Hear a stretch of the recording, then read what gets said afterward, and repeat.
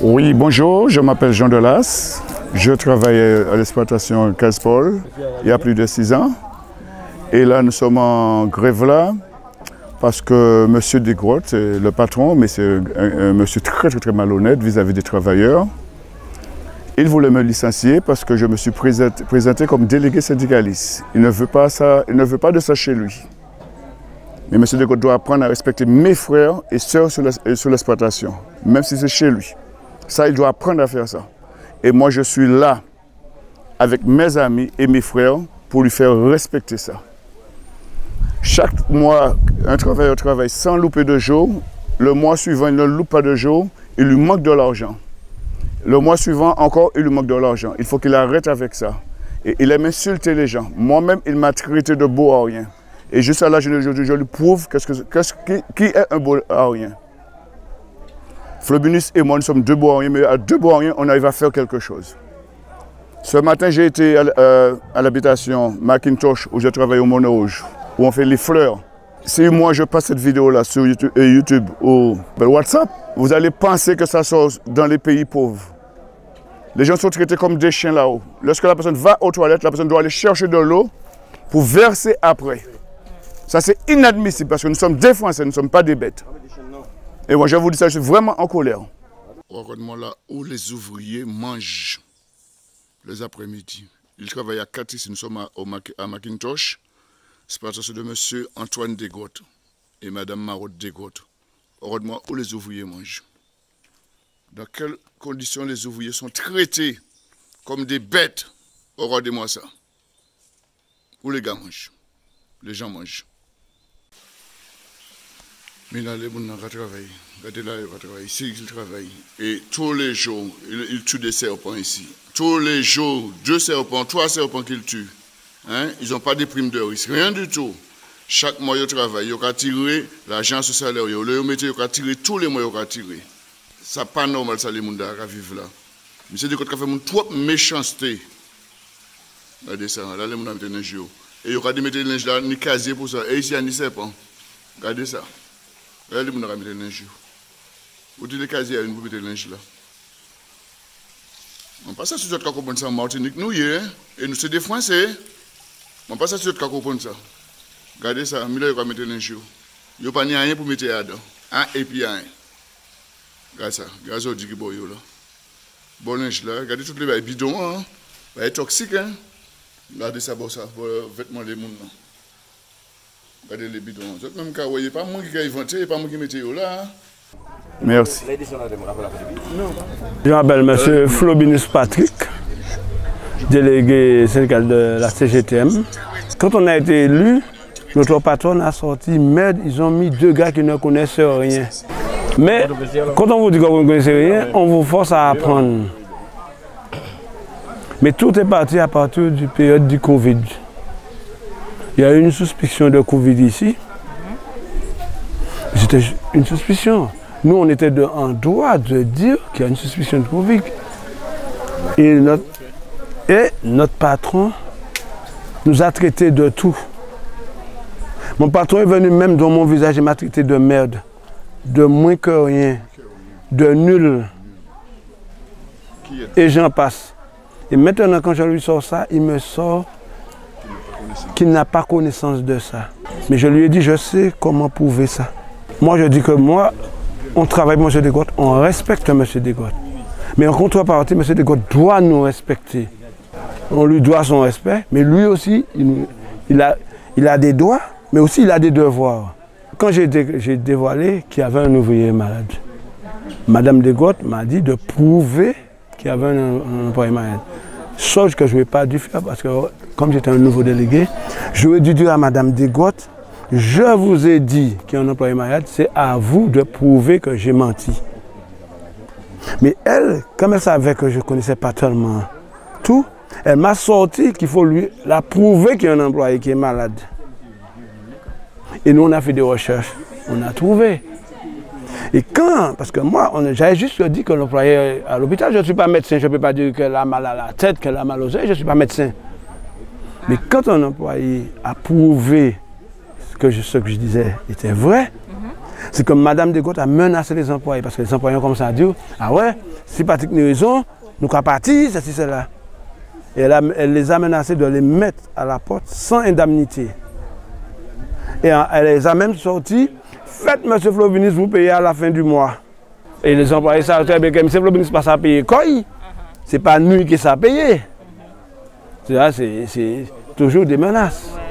Tout avec M. et Mme Desgouttes, c'est des menaces. Ça veut dire qu'il nous tient toujours à l'étau. Mais quelqu'un va venir mettre Mme Hoche, une déléguée. Ah non, c'est pas vrai. J'ai toujours bien payé mes employés. Je traite bien avec eux, je parle avec eux.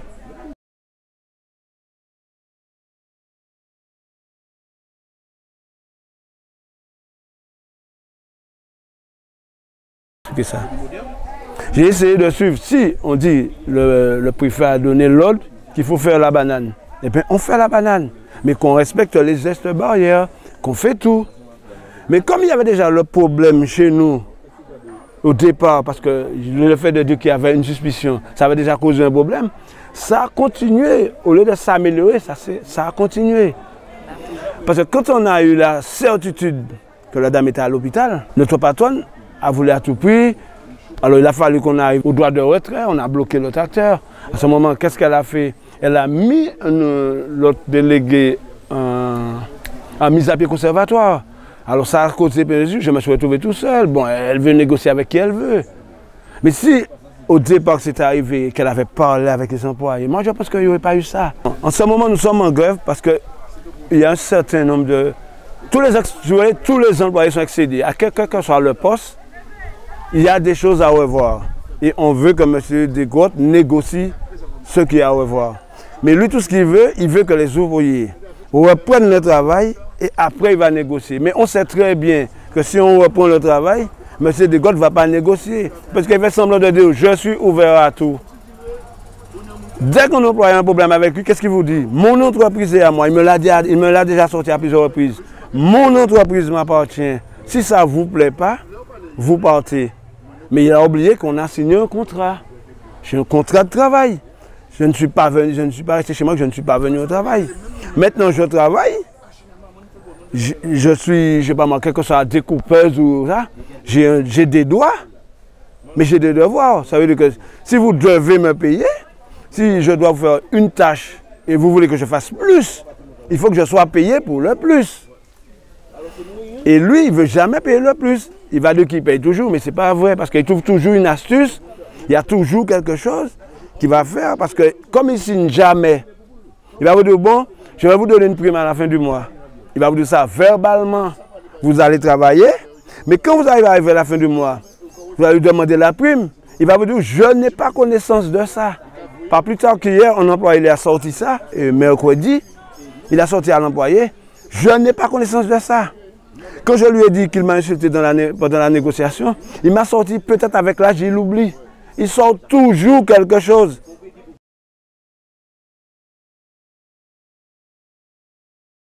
Définir le rôle des chauffeurs, la tâche des chauffeurs, ça veut dire un chauffeur, ce qu'il a à faire. Un chauffeur, c'est un chauffeur. Un chauffeur n'a pas le droit de faire 10 000 de travail. S'il fait en plus, il est payé. Et lui, il ne veut pas ça. Lui, il dit qu'il ne trouve pas quel intérêt que pour lui. Parce que moi, je suis chauffeur, je dois conduire le tracteur. Lui, il ne veut pas de ça. Il veut que c'est un chauffeur qui fait ça, ça, ça, ça, mais il ne veut pas donner 10 centimes de plus, parce qu'il trouve que c'est ce que lui, c'est lui le patron, c'est ce qui décide pour le chauffeur. Mais la loi dit qu'un chauffeur, c'est ça. La loi va dire qu'un tireur de banane, c'est charroyer la banane. Il ne va pas dire qu'un tireur charroie la banane et conduit le tracteur.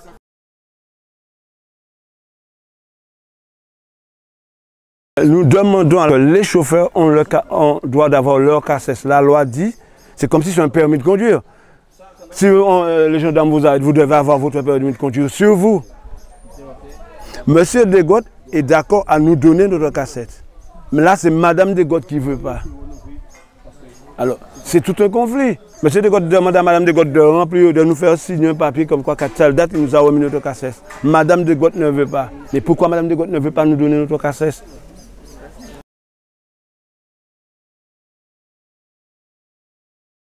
Nous demandons à avoir le contrat de travail parce que sur les contrats de travail, il y a des trucs qui ne sont pas clairs. Bon, on va prendre l'exemple des tireurs. Maintenant, apparemment, ils ont mis comme quoi que les tireurs doivent laver la bâchée. Non, il doit avoir quelqu'un pour faire l'entretien à l'entreprise. Ce n'est pas au tireur de faire. C'est pareil que c'est pas au chauffeur de faire l'entretien le week-end. Non, il doit. Si on fait l'entretien, il nous paye. Quelqu'un veut. Non. Alors lui, il dit c'est 10 minutes pour laver un tracteur. Non, pas question. Et quand vous faites l'entretien le week-end, vous n'êtes pas payé? Non, il veut. Moi, je ne fais pas parce que je ne vais pas venir parce qu'il m'a sorti. J'habite à Sainte-Marie. Je ne vais pas venir au Macouba le samedi parce qu'il m'a sorti, c'est 10 minutes pour laver un tracteur et 10 minutes pour graisser. Alors, ça fait 10 et 10, ça fait combien? 20 minutes. Est-ce que vous pensez qu'un samedi, je vais sortir de chez moi à Sainte-Marie, venir au Macouba pour avoir 20 minutes? Je n'aurai même pas 1 heure de temps depuis sur mon salaire. Vous pensez que je vais faire ça? Eh bien, je préfère ne pas laver le tracteur.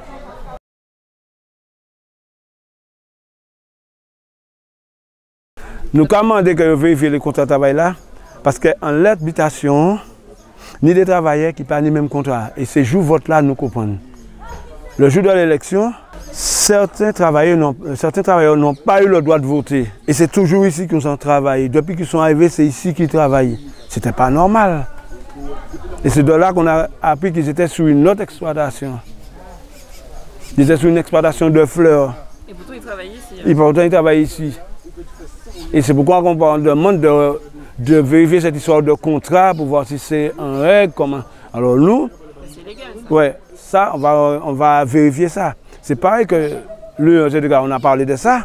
Nous, on voudrait savoir. Bon, mais CDGOT nous a donné une explication. Mais on va vérifier.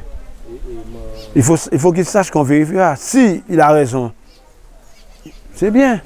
Si c'est nous qui avons tort, nous allons accepter. Mais il va falloir qu'on sache comment ces gens-là travaillent. S'ils sont en règle, comment? Parce que c'est facile à dire, oui, je veux ça, oui, c'est en règle. Et puis en fait, c'est pas vrai. Il y a plein de choses à vérifier. Si vous voulez, je vais vous expliquer en gros, il y a plein de choses à vérifier. Bon, nous, on ne peut pas dire qu'il est dans l'illégalité, on ne sait pas. Parce qu'on ne peut pas prouver quelque chose qu'on ne sait pas. Il n'y a pas de souci. Mais on va vérifier.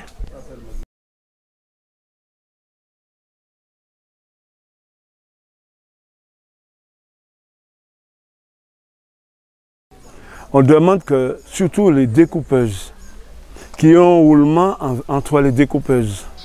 Parce que ces gens-là découpent de janvier à décembre, du lundi au vendredi. Parce que cette exploitation fait de la banane du lundi au vendredi. Ce qui veut dire que ces gens-là, c'est toujours les mêmes.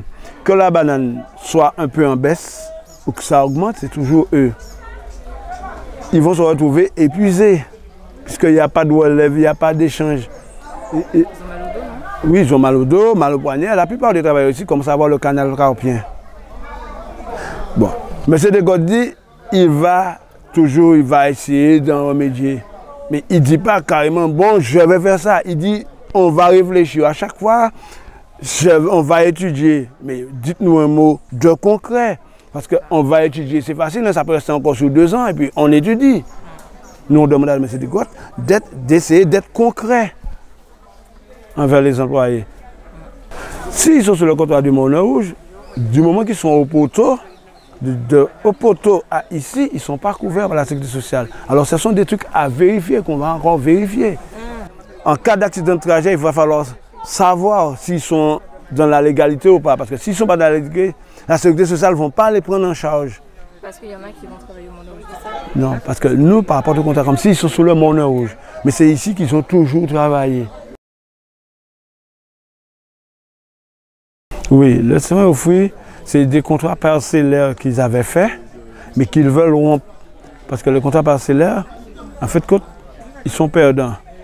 Et M. Degotte les avait promis des primes qu'ils ne donnent jamais. Là, maintenant, on veut que tout ce que M. Degotte nous dira sera écrit. Nous avons un problème d'heures supplémentaires.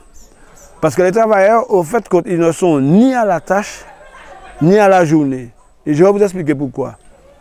M. Degotte dit à un gars peut-être de soins aux fruits, on va prendre les soins aux fruits, de mettre 150 polis. S'il fait 150 polis, s'il est à la tâche, il doit partir chez lui après les 150 polis. Il ne veut pas. il lui dit que c'est 6h, 13h. Mais s'il ne fait pas les 150 polis qui partent à 13h, il lui dit qu'il n'a pas fait les 150 polis. Alors en fait, il veut les 150 polis, mais il veut les heures aussi. Et il y a certains travailleurs qui se sont empressés de travailler sur les heures, comme si je vais prendre la coupe de banane, la récolte, et les gars ont fini à midi. Et ils ont été faire des travaux, en plus, monsieur Descotes, à partir de midi. Si vous allez travailler entre, mettons, 13h et 15h, vous allez marquer sur votre feuille que vous avez fait 3 heures supplémentaires. Mais monsieur Descotes va marquer que vous avez fait 2 heures supplémentaires. Là, moi je me présente dans le Ginama. Je suis ouvrier agricole et je suis soin aux fruits. Le problème, ce qui se passe ici sur Casse-Paul Macouba, c'est-à-dire que les soins aux fruits, les soins aux fruits, ils font l'épistillage, le castrage, l'habillage et le code-barre. Et tu dois monter pour dégager. Là, le problème est que quand on habille en tête de cheval, tu es obligé de monter 3 à 4 fois. Tu es obligé de monter pour enlever les boîtiers, pour redescendre, pour faire l'épistillage, pour remonter, pour faire le castrage. Quand tu as fini de faire le castrage, tu es déjà monté 3 fois. Le patron te dit, il te donne 150 étiquettes, tu dois faire les 150 étiquettes. Et le problème c'est que quand tu rentres de 6 heures, il te demande 6 heures pour 13 heures. Alors, quand tu fais 6 heures, 13 heures, bon, tu as déjà fait les 150 étiquettes, même si tu le fais à 11 h, 11 h 30, tu n'as pas le droit de partir. Tu es obligé de rester jusqu'à 13 heures. Alors, on est en train de revendiquer tout ça. Parce que le problème c'est qu'on voulait personnellement de dire, ça se fait à la tâche, mais pas à la journée. Je suis désolé sur ça. C'est tout ce qu'on demande à notre patron, Mao Descotes Antoine. Merci.